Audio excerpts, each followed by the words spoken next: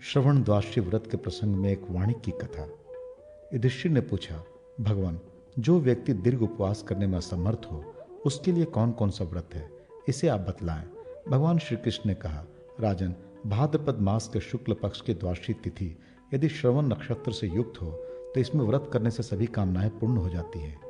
यह परम पवित्र एवं महान फल देने वाली द्वादशी है। इस व्रत में प्रातःकाल नदी संगम में जाकर स्नान करके द्वादशी में उपवास करना चाहिए। एकमात्र श्रवण द्वादशी के व्रत कर लेने से द्वादश द्वादशी व्रतों का फल प्राप्त होता है।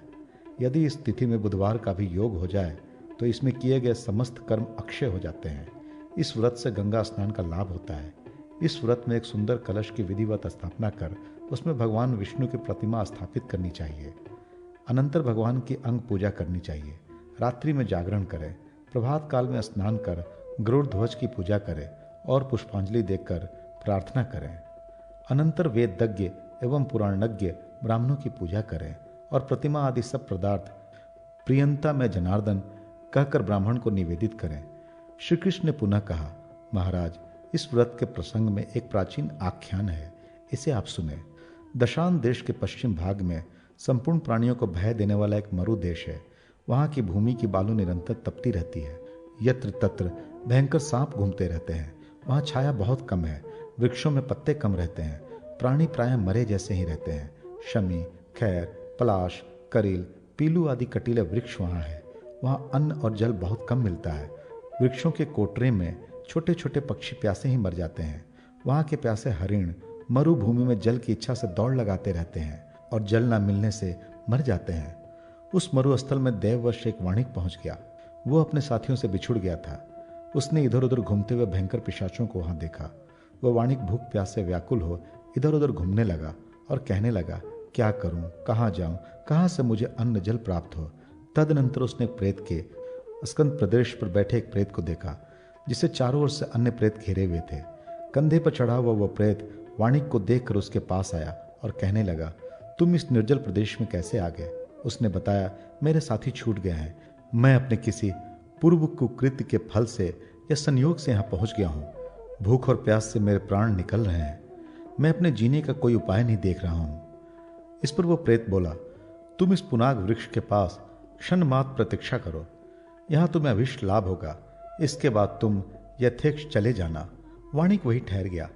दोपहर के समय कोई व्यक्ति पुनाग वृक्ष से एक कटोरे में जल तथा दूसरे कटोरे में दही और भात लेकर प्रकट हुआ और उसने वह वाणिक को प्रदान किया। वाणिक उसे ग्रहण कर संतुष्ट हुआ। उसी व्यक्ति ने प्रेत समुदाय को भी जल और दही भात दिया। इससे वह सभी संतृप्त हो गए। शेष भाग को उस व्यक्ति ने स्वयं भी ग्रहण किया। इस पर आश्चर्यचकित हो वाणिक ने उस प्रेताधीप से पूछा, ऐसे दुर्गम स्थान में अन्न जल की प्राप्ति आपको कहां से होती है? थोड़े से ही अन्न जल से बहुत से लोग कैसे तृप्त हो जाते हैं? मुझे सहारा देने वाले इस स्थान में आप कैसे मिल गए? हे शुभव्रत, आप ये बतलाएं कि ग्रास मात्र से ही आपको संतुष्टि कैसे हो गई? इस घोर अटवी में आपने अपना स्थान कहाँ बनाया है? मुझे बड़ा कौतूहल हो रहा है। मेरा संशय आप दूर करें। प्रेताधीप ने कहा, हे भद्र, मैंने पहले बहुत दुष्कृत किया था। दुष्ट बुद्धि वाला मैं पहले रमणीय शाकल नगर में रहता था। व्यापार में ही मैंने अपना अधिकांश जीवन बिता दिया। प्रमादवश मैंने धन के लोभ से कभी भी भूखों को न अन्न दिया और न प्यासे की प्यास बुझाई। मेरे ही घर के पास एक गुणवान ब्राह्मण रहता था।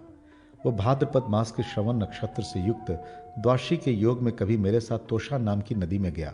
तोषा नदी का संगम चंद्रभागा से हुआ है। चंद्रभागा चंद्रमा की, तोषा सूर्य की कन्या है। उन दोनों का शीतोष्ण जल बड़ा मनोहर है। उस तीर्थ में जाकर हम लोगों ने स्नान किया और उपवास किया। हमने वहां दध्योदन, छत्र, वस्त्र आदि उपचारों से भगवान विष्णु की प्रतिमा की पूजा की। उसके अनंतर हम लोग घर आ गए। मरने के अनंतर नास्तिक होने से मैं प्रेतत्व को प्राप्त हुआ। इस घोर अटवी में जो हो रहा है वो तो आप देख ही रहे हैं। ये जो अन्य प्रेतगण आप देख रहे हैं, इनमें कुछ ब्राह्मणों के धन का अपहरण करने वाले, कोई पर्दारारत है, कोई अपने स्वामी से द्रोह करने वाले तथा कोई मित्रद्रोही है। मेरा अन्न पान करने से ये सब मेरे सेवक बन गए हैं। भगवान श्री कृष्ण अक्षय सनातन परमात्मा है। अनेक उद्देश्य से जो कुछ भी दान किया जाता है वह अक्षय होता है। हे महाभाग, आप हिमालय में जाकर धन प्राप्त करेंगे।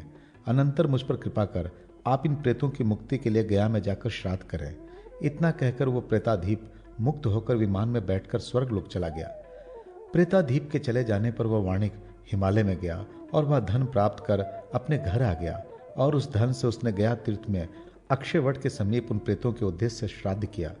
वह वाणिक जिस जिस प्रेत की मुक्ति के निमित्त श्राद्ध करता था, वह प्रेत वाणिक को स्वर्ग में दर्शन देकर कहता था कि हे महाभाग, आपकी कृपा से मैं प्रेतत्व से मुक्त हो गया और मुझे परम गति प्राप्त हुई।